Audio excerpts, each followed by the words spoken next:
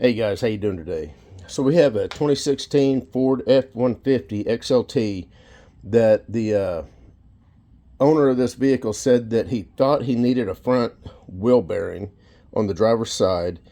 He said that he heard noise and he was pretty sure it was not brakes, and it looks like someone has put drilled and slotted or drilled rotors on at least.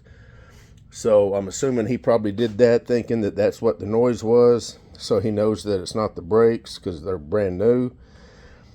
And he still had the noise. So I just lifted it up. And let's see what's going on. Let's see if it's brakes or the wheel bearing. So let's get this thing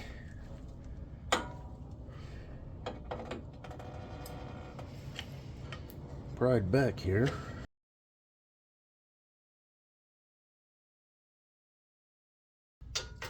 $13mm.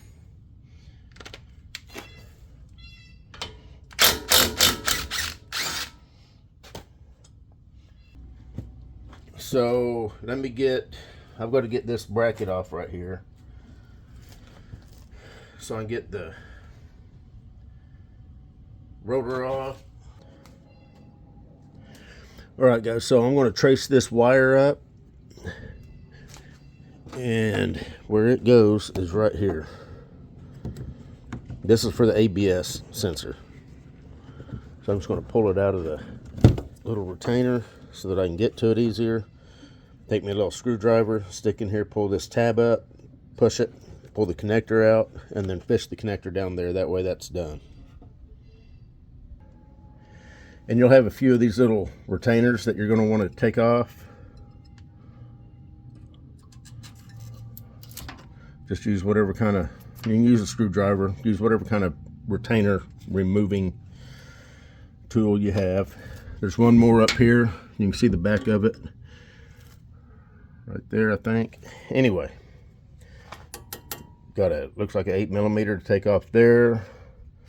And then we'll be ready to take this caliper bracket off. All right guys, so it looks like we're almost there. We got to get this bracket off. And just by chance, it's the same size as the lug nuts, 21mm.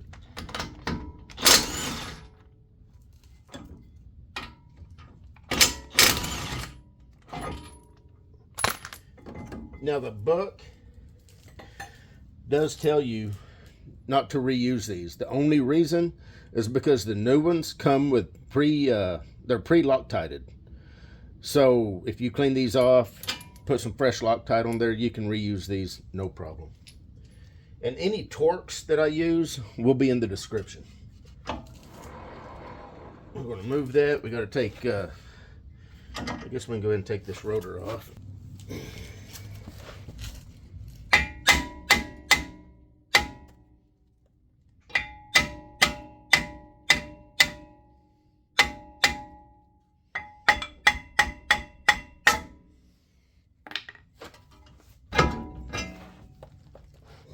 This cap.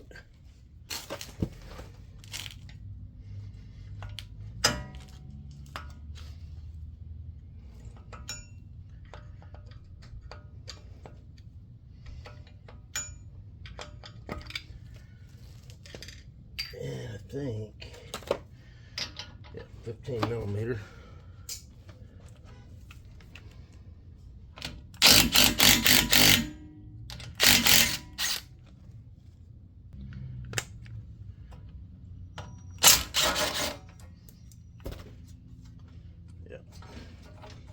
Shouldn't need to take this thing completely off, this shield. Take this top bolt out and you should be able to finagle the hub out, the ABS wire, that is. So now I've got to get back here, pull the 4 bolts out for the hub itself. And I think what I'm going to do is I'll do this side first.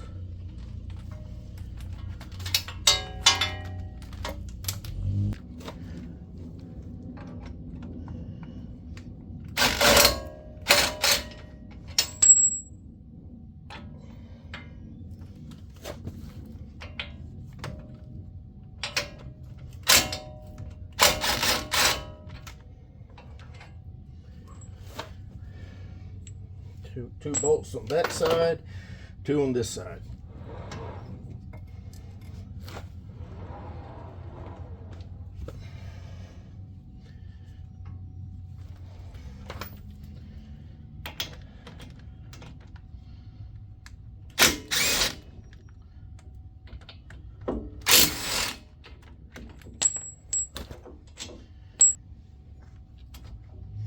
Make sure the axle's going to pull back all right. Looks like the hub's already kind of broke loose.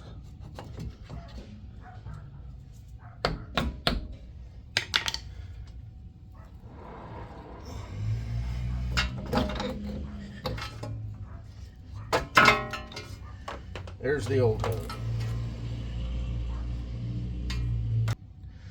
Now the book does tell you to pull a vacuum on the IWE to pull it back so that whenever you put the new hub on, everything's lining up and meshing right. As long as you're careful, you can probably get away with not doing that. Let me go get the new hub.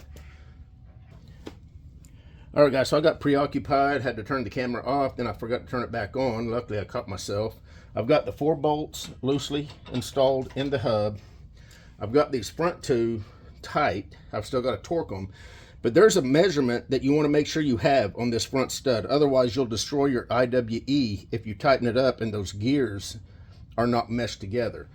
If you've got the minimum measurement, the gears are meshed together. That measurement's 610 thousandths minimum. So I'm going to put this set of calipers here. We'll go down. We got 638 thousandths. So that means that the axle is engaged in the hub. The teeth, rather, are engaged. And if you tighten this nut up, you're not going to destroy nothing. If those teeth are not engaged, if they're sitting on top of one another like that, and you only got a minimum amount of stud sticking through, and you go to tighten that nut up, you're literally going to destroy your IWE. It's going to destroy it. So be careful about that. You can also twist the axle. That will also tell you that it's engaged. They tell you to pull a vacuum on it to make sure the teeth are not engaged. I typically don't do that, but I know to turn the hub and make sure that it is indeed engaged. Anyway, enough with that. I'm ready to tighten and torque these aft bolts. I'm going to snug them up with the impact.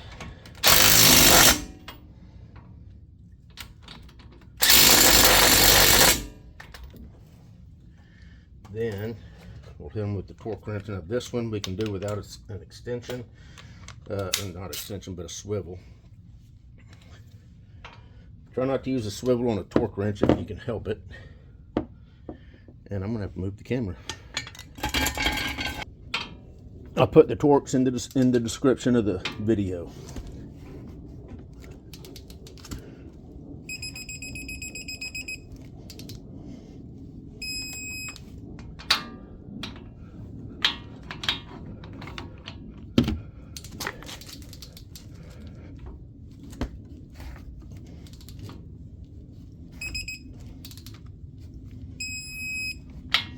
Now the front 2.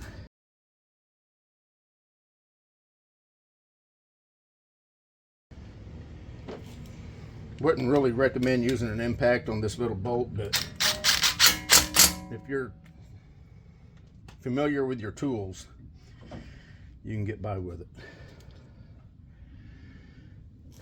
Now as far as this nut right here, do not use an impact to tighten it all the way up. Snug it up and then torque it. All right guys, so this nut is 30 foot-pounds.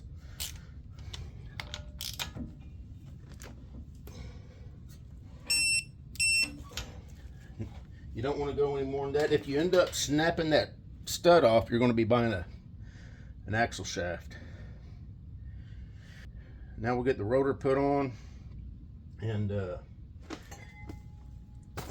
get that caliper bracket put back on.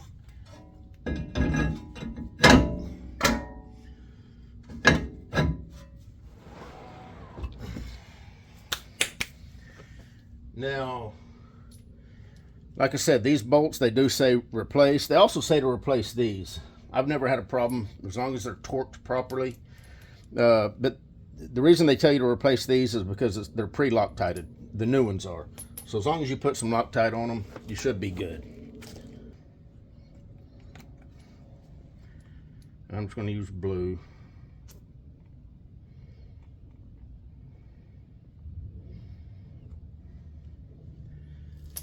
Doesn't take much.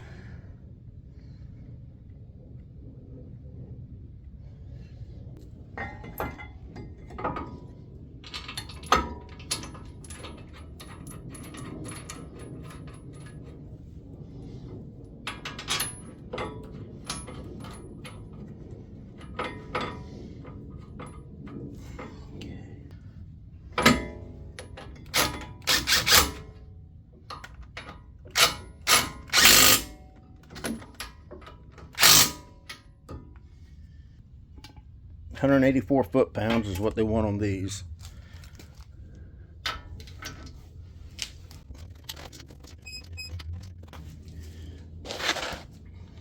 On these Fords, you've got to be careful because the inboard pads have this hump right here. The outboard pads do not. And I'll show you what those are actually for once I get these in here.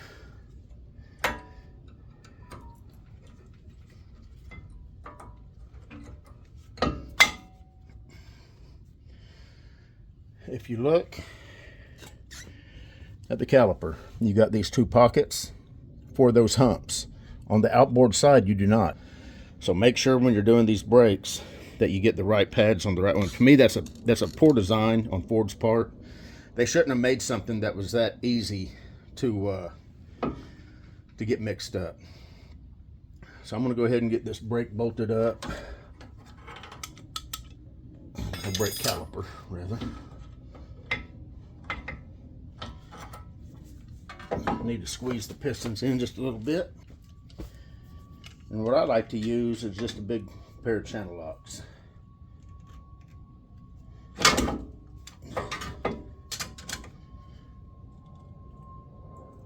Now on these dual piston designs, as you're squeezing one in, you got to be careful because the other one will start coming out on you.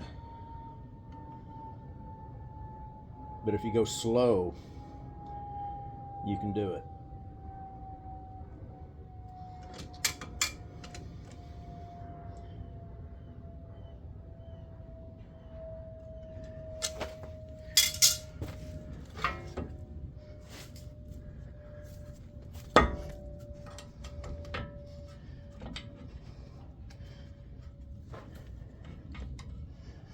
I did verify the pins are greased and they slide easy.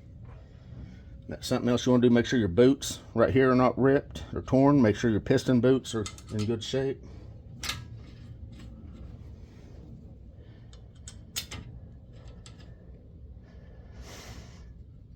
Now there are flats on these. Make sure that you don't have those hung up on the rotor. Those are 13 millimeter.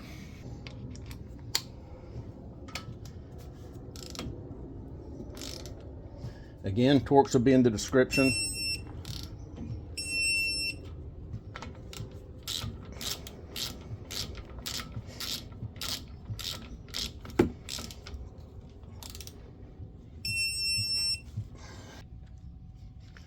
Would not recommend using an impact on this, but if you're familiar with your tools, just don't over torque it.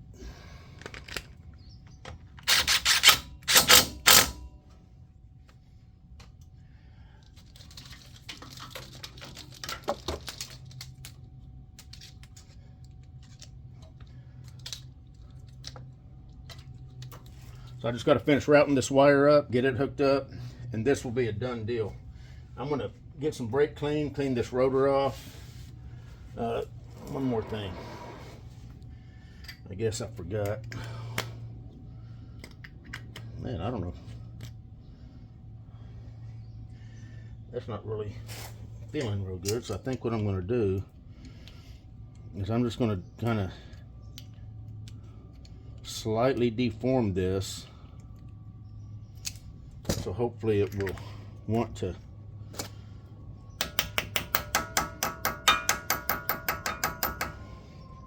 stay in there. Okay. All right, so like I said, other than getting this harness all snapped in and then plugged in, we're done here. Anyway, we're done. Front hub replacement on a 2016 F-150 XLT 4-wheel drive. You guys take care.